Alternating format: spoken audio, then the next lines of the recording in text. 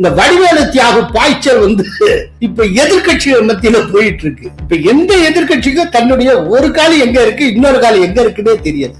இதை ரொம்ப தீவிரமா யோசிச்சா நமக்கே தலை சுத்துது. இந்த மாநில கட்சிகளை ஒழிச்சு கட்டிட்டா இந்த சிறுபான்மை சமூகத்தினுடைய வாக்குகள் முழுமையாக காங்கிரசுக்கு வரும். அதனால இன்னைக்கு தேதிக்கு காங்கிரஸ் எதிரிகள் அப்படிங்கறதே மாநில கட்சிகள் மட்டும்தான். எப்ப விசாரணைக்காக டெல்லிக்கு போயிட்டு வந்தாரோ அப்போல இருந்து அவர் பிஜேபியை பற்றி கடுமையாக விமர்சிப்பதை குறைத்துக் கொண்டு விட்டார். கோலஹலாஸ் டிவி யூடியூப் சேனல், இது வாய்மையின் எக்காலம்.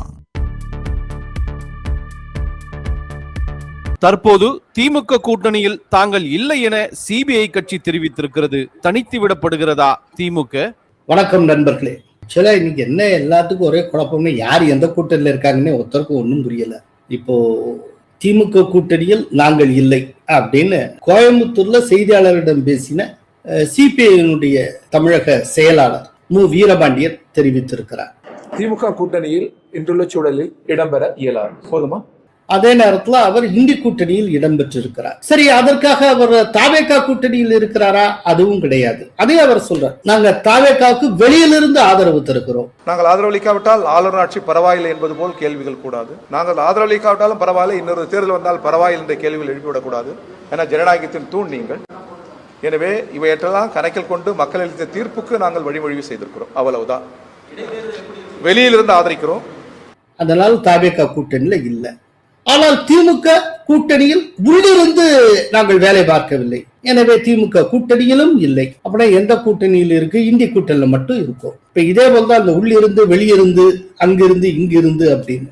அதே நேரம் வீரபாண்டியனுடைய கருத்துக்கு எதிர்வினை ஆற்றி இருக்கக்கூடிய திமுக தலைவர் RS பாரதி அவர் என்ன சொல்லி இருக்கிறார்னா, சிபிஐ இந்த மாதிரி சொல்லியிருக்க பத்தி எங்களுக்கு ஒன்றும் கவலை இல்லை. இன்னொன்னு, இப்போதுதான் கூட்டணியில இல்லைன்னு அவங்க சொல்லியிருக்காங்களே ஒழிய எப்பவுமே கூட்டணியில இல்ல அப்படின்னு ஒன்னும் சொல்லிடலையே அப்படின்னு அவர் சொல்லி இருக்கிறார். தற்போதுள்ள சூழ்நிலையில் கூட்டணியில் நீடிக்க முடியாதுன்னு சொல்லியிருக்காரு. எப்போதைக்கும் சொல்லவில்லை. அதுக்கப்புறம் திரும்ப அவர் காங்கிரஸை சீண்டி பார்த்திருக்கிறார். காங்கிரஸுக்கு தெரியாதனவா நாங்க 28 சீட்டு கொடுத்தோம், அதுல 5 சீட்டு தான் அவங்க ஜெயிச்சாங்க. பேசாம அந்த 28 சீட்டு காங்கிரஸ் கொடுத்ததுக்கு பதிலா நாங்க போட்டிட்டு இருந்தோம்னா கிட்டத்தட்ட ஒரு 10-15 சீட்டு வரைக்கும் நாங்க ஜெயிச்சிருப்போம். தாவேக்கா அந்த 108 சீட்டே பெற்றிருக்காது. நாங்கள் செய்த மிகப்பெரிய தவறு காங்கிரசுக்கு 28 சீட்டு கொடுத்ததுதான் அப்படின்னு அவர் திரும்பவும் காங்கிரஸ் சீண்டி பார்த்திருக்கிறார். இந்த 28 இடம் கொடுத்தது எக்ஸ்ட்ரா லக்கேஜ் காங்கிரஸ். திமுக போட்டிட்டு இருந்தால் அந்த 28 தொகுதியில் குறைஞ்சபட்சம் ஒரு 15வது வெற்றி பெற்றிருப்போம். அப்போ 15 இதோட அங்கே குறைஞ்சிருந்ததுன்னு வச்சுங்க. இன்னைக்கு அவர் விஜயனுடைய கட்சிக்கு 107லேருந்து 15 கழிச்சு 1980 தான் வந்துருவாங்க. சரி, இப்ப காங்கிரஸ் எங்கே இருக்கிறது அப்படின்னா, தமிழ்நாட்டை பொறுத்தளவுல காங்கிரஸ் தாவேகா ஆட்சியில் இடம்பெற்றிருக்கிறது, இந்தி கூட்டணியில் இருக்கிறது. அதே நேரத்துல தாவேகாவுடனான அரசியல் கூட்டணியில் காங்கிரஸ் இடம்பெற்றிருக்கிறதா அது நமக்கு தெரியாது. ஆனால் தாவேகா தலைமையிலான ஒரு கூட்டணிக்கு பெயர் சூட்டுகிற வேலையை பிரவீன் சக்கரவர்த்தி செய்தார். அது பலருக்கு நினைவில் இருக்கும் நினைக்கிறேன். சமூக நீதி முற்போக்கு கூட்டணி அப்படின்னு அவர் ஒரு காயினேஜை கொண்டு வந்தார். அதற்கு உடனே இடதுசாரிகள் எதிர்ப்பு தெரிவித்தார். ஆனால் அவ்வாறு பிரவீன் சக்கரவர்த்தி கூறிய தொடர்பாக எந்தவித எதிர்வினையும் தாவேகா ஆற்றவில்லை. இப்ப தாவேகா இதுவரைக்கும் தன்னுடைய தலைமையில ஒரு கூட்டணின்னு ஒண்ணு இருக்கா இல்லையா எதுவும் தாவேகா சொல்லல.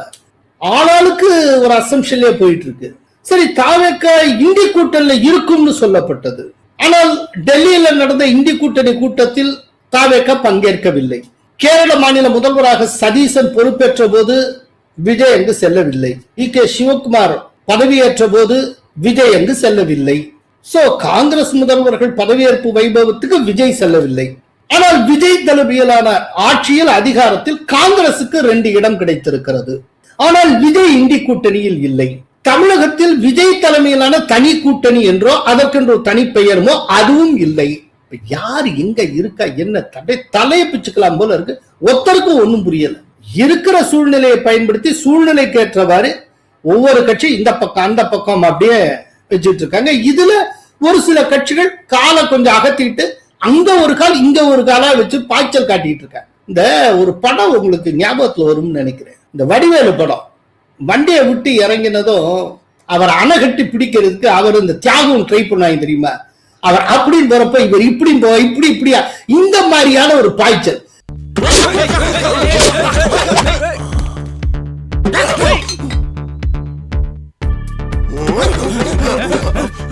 எல்லா பக்கமும் அணை கட்டுறாங்களே. இந்த வடிவேலு தியாக பாய்ச்சல் இப்ப எதிர்கட்சிகள் மத்தியில போயிட்டு இருக்கு. இப்ப எந்த எதிர்கட்சிக்கும் தன்னுடைய ஒரு காலி எங்க இருக்கு, இன்னொரு காலி எங்க இருக்குன்னே தெரியல. எல்லா பக்கமும் கால அகத்தி அந்த பக்கம் இந்த பக்கம் வச்சுட்டு ஏதோ பாஞ்சுக்கிட்டே இருக்காங்க, இல்லாட்டி பாயிர போஸ்ட்லயே இருந்துகிட்டு இருக்காங்க. ஒருத்தருக்கும் ஒரு முழுமையான முடிவுக்கு வர முடியல. இதை ரொம்ப தீவிரமா யோசிச்சா நமக்கே தலை சுத்துது. சோ இதுதான் இப்ப தமிழ்நாட்டுல கூட்டணி கட்சிகள் எந்த கூட்டணி எந்த கட்சி இருக்கு இது தொடர்பான ஒரு நிலைமை. இத பேசுற நமக்கே இவ்வளவு குழப்பமா இருக்கே. பாவம், உண்மையிலேயே நண்பர் வீரபாண்டியன்ல பெருங்குழப்பத்துக்கு அப்புறம்தான் அவர் யோசிச்சு ஒரு விஷயத்தை தீர்வு கண்டுட்டார். என்ன அப்படின்னா, தாங்கள் எந்த கூட்டணி இல்லை என்பதை அவர் உறுதி செய்து விட்டார். உண்மையில அது ஒரு பெரிய சாமர்த்தியம் தான். கிள்ளி பார்த்துக்கிட்டு கடைசியில எந்த கூட்டணியில இல்லைங்கிறத கன்ஃபார்ம் பண்ணிட்டார்ல. இனிமே இருக்கிற கூட்டணி பற்றி என்றைக்காவது ஒரு நாள் சொல்லுவார்கள் என்று நாம் எதிர்பார்க்கலாம். அது அப்புறம் பார்த்துப்போம். முதல்ல இப்போதைக்கு எதுல இல்லைன்னு சொல்லிட்டாங்கல்ல, அந்த மட்டுக்கு நிம்மதி. சோ இப்படியாகத்தான் போய்கொண்டு இருக்கிறது. அதனால இது ஒரு விதமான ஒரு சந்தர்ப்பவாதம் சார்ந்த குழப்ப நிலை. இப்ப நாளைக்கே திடீர்னு டிஎம்கே ஒரு பெரும் போர்ஸா மீண்டும் எமர்ஜாச்சு அப்படின்னா, இந்த கால அகத்தி அந்த பக்கமா வச்சுட்டு இருக்கு, ரெண்டு காலையும் ஒட்டி வச்சுப்பாங்க. டிஎம்கேயோட சேர்ந்துட்டோம், நாங்கள் எப்போதுமே டிஎம்கே விட்டு போகிறோம் என்று சொன்னதே இல்லையே அப்படின்ப திருமாவளவன் மாதிரியான இப்படியே வசனம் பேசிட்டு மாத்தி மாத்தி பேசிட்டு உழப்பிக்கிட்டு தங்களுடைய அரசியல் வாழ்க்கையை ஓட்டி கொண்டிருப்பது. இதுதான் இவர்களுடைய சித்தம். காங்கிரஸ் குறித்தும் தாவேகா குறித்தும் RS பாரதி கூறியதை நீங்கள் ஏற்பீர்களா? யோசிச்சு பார்த்தா ஏற்கத்தான் வேண்டும். காங்கிரஸுக்கு எப்பெல்லாம் அதிக சீட்டு கொடுக்குறாங்களோ அப்பெல்லாம் எதிர்கட்சிகள் தான் பெருமளவு ஜெயிச்சிருக்கு. இதை நம்ம பார்த்துருக்கோம். இதுக்கு முன்னால 60 தொகுதி கொடுத்து 5 தொகுதி தான் காங்கிரஸ் ஜெயிச்சது. இப்ப 28 கொடுத்துருக்காங்க, 5 சீட்டு ஜெயிச்சிருக்காங்க. உண்மையில இப்ப காங்கிரஸுக்கு பதிலா பெருமளவு தொகுதிகளில் டிஎம்கே போட்டிட்டு இருந்தா அநேகமா ஓரளவு ஜெயிச்சிருக்கலாம். இந்த 108ங்கிற எண்ணிக்கை 100ஆக குறைந்திருக்கும், 95ஆக குறைஞ்சிருக்கலாம். அதாவது தாவேகாவுக்கு எண்ணிக்கை குறைஞ்சிருக்கும். அந்த அடிப்படையில் RS பாரதி கூறுவது சரின்னு தான் எனக்கு தோணும். அவர் கரெக்டா தான் சொல்லியிருக்கிறார். அதாவது இந்த காங்கிரஸுக்கு அதிகமாக கொடுத்தா எதிர்கட்சிகள் தான் அதிகமாக ஜெயிக்கும் அப்படிங்கிற ஒரு விஷயம் பீகாரில் தொடங்கி தமிழகம் வரை தொடர்ந்து நடந்து கொண்டே இருக்கிறது. இதைத்தான் பீகார்ல ஒவ்வொரு தடவையும் தேஜஸ்வி யாதவ் புலம்பிக்கொண்டே இருக்கிறார்.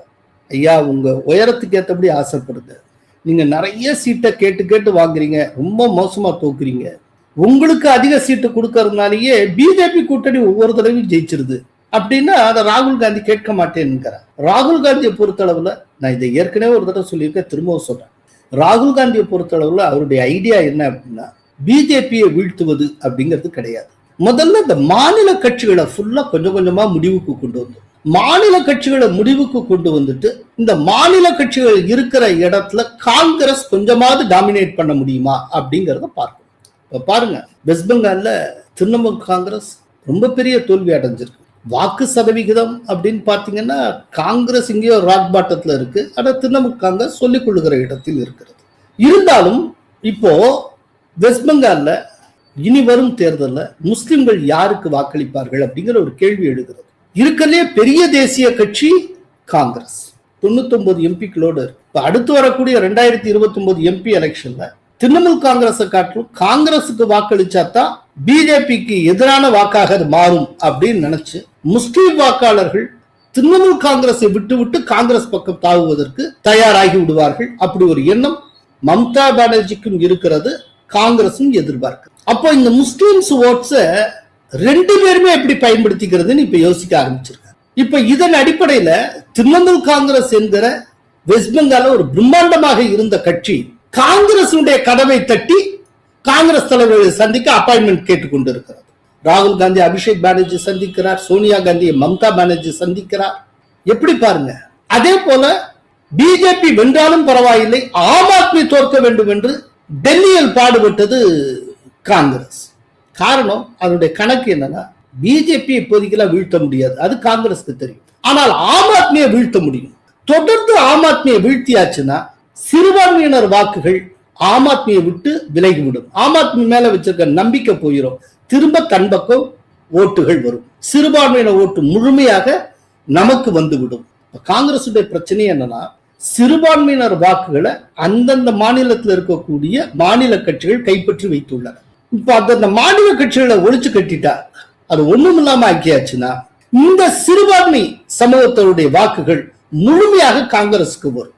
அதனால இன்னைக்கு தேதிக்கு டெம்பரரியா காங்கிரஸ் எதிரிகள் அப்படிங்கறதே அந்தந்த மாநிலத்தில் இருக்கக்கூடிய மாநில கட்சிகள் மட்டும்தான். இப்ப தமிழ்நாட்டிலே எடுத்துக்கங்க, இப்ப டிஎம்கேயோட தான் சிறுபான்மையினர் இருந்தாங்க. இப்ப தாவேகா உதயமானதற்கு பிறகு கிறிஸ்துவர்கள் தாவேகா பக்கம் வந்து விட்டார்கள். முஸ்லிம்ஸ் டிஎம்கேயோட தான் தேர்தலின் போதும் இருந்தார்கள். இப்ப தேர்தலுக்கு பின்னால என்னாச்சு, காங்கிரஸோட சேர்ந்து முஸ்லீம் லீகும் அமைச்சரவையில் பங்கு பெற்று இருக்கிறது. இனி முஸ்லிம் ஓட்ஸ் டிஎம்கே விட்டுட்டு காங்கிரஸை நோக்கி வரும். சோ நாடு முழுக்க துருப்பு சீட்டு இந்த சிறுபான்மையினர் ஓட்டு, குறிப்பா முஸ்லிம்ஸ் ஓட்டு. இந்த முஸ்லிம்ஸ் ஓட்டை ஒவ்வொரு மாநிலத்திலும் இருக்கக்கூடிய மிக முக்கியமான மாநில கட்சிகள் கைப்பற்றி வைத்திருந்தன. அவற்றை காங்கிரஸ் கைப்பற்றுவதற்கான முயற்சி இப்போது நடந்து கொண்டிருக்கிறது. அதற்கான பிரையாரிட்டியை தான் ராகுல் காந்தி தந்து கொண்டிருக்கிறார். அதனால அவருடைய அஜெண்டாவே என்ன அப்படின்னா, மாநில கட்சிகளை ஒழிக்கிறது. அப்படி ஒண்ணும் இல்லாமல் ஆக்கணும்னா, மாநில கட்சிகள் ஒழிஞ்சாலே திரும்பவும் அந்த இடத்துல காங்கிரஸ் தழைச்சிரும் அப்படிங்கிறது ராகுல் காந்தியோட ஐடியா. மாநில கட்சிகளை ஒழிக்கணும்னா என்ன செய்யணும், ஜெயிக்கவே ஜெயிக்காத காங்கிரஸ்க்கு அதிக சீட்டு கேட்கணும், வீழ்த்துவது. இப்படித்தான் பீகார்ல தேஜஸ்வி யாதவ் ஒழிச்சு கட்டினார். இப்படித்தான் இப்போ தமிழ்நாட்டில் டிஎம்கேயும் ஒழிச்சு கட்டினார். இதுதான் காங்கிரஸ் அஜெண்டா.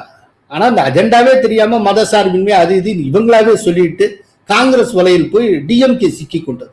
அவங்களா போய் மாட்டிட்டது. யார் என்ன செய்ய முடியும்? இடையில ஒரு கரெக்டான நேரேட்டிவ், ஒரு கரெக்டான முடிவுக்கு வந்தாங்க கலைஞர் காலத்துல. அது என்னது, கூடா நட்பு கேடில் முடியும். எனவே காங்கிரசுடன் நட்பு கூடாது அப்படின்னு ஒரு முடிவு எடுத்தாங்க. எடுத்த முடிவுல உறுதியா இருந்திருக்கணும். கனிமொழிக்கு ராஜ்யசபா எம்பி ஆகணும் அப்படின்னு ஆசை வந்தது. சோ கனிமொழி ராஜ்யசபா எம்பி ஆகணும்னா காங்கிரஸ் எம்எல்ஏக்களுடைய சப்போர்ட் தேவை அப்படின்னு ஒரு சூழ்நிலை வந்தது. உடனே கூடா நட்பு கூடிய நட்பு ஆகிவிட்டது. இப்ப அதற்கான விலையை திமுக கொடுத்து கொண்டிருக்கிறது. அவ்வளவுதான். அதே நேரம் தாவேகா அரசை ஆதரிக்க 2 காரணங்களை கூறுகிறாரே ப. சிதம்பரம். ப. சிதம்பரம் முன்வைத்திருக்கிற 2 காரணங்கள் என்ன அப்படின்னா, ஒன்னு மதசார்பின்மை, இன்னொன்று மாநில உரிமைகள். இந்த 2ஐயும் தாவேகா வலியுறுத்துகின்ற காரணத்தினால் நாங்கள் தாவேகாவை ஆதரிக்கிறோம் அப்படின்னு சொல்லியிருக்கிறார். இப்ப திமுகவும் இதே 2 கடந்த காலத்துல இருந்து இன்னைக்கு வரைக்கும் வலியுறுத்திட்டு இருக்கு. ஏன் டிஎம்கே இருந்திருக்கலாமே, அப்புறம் எங்கிருந்து திடீர்னு தாவேகா வந்தது? இதே சிதம்பரம் தான் தேர்தலுக்கு முன்னால தொகுதி பங்கீடு பிரச்சனை வந்தப்போ ஸ்டாலின் அவர் இல்லத்துக்கே சென்று சந்தித்து கெஞ்சி கூத்தாடி 28 சீட்டு வரைக்கும் வாங்கினாரு. இன்னைக்கு ரிசல்ட் முடிஞ்சதுக்கு அப்புறம் தாவேகாவை நாங்கள் இந்த 2 காரணத்தினால் ஆதரிக்கிறோம்னு உப்புச்சப்பு இல்லாத ஒரு காரணத்தை சொல்லுது. மதசார்பின்மை, மாநில உரிமை, இந்த 2ஐயும் திமுகவும் வலியுறுத்தி கொண்டிருக்கிறது. அப்படி இருக்கிறப்போ தாவேகா பக்கம் சாய்வதற்கு என்ன காரணம்? அது சிதம்பரம் தான் விளக்கம்.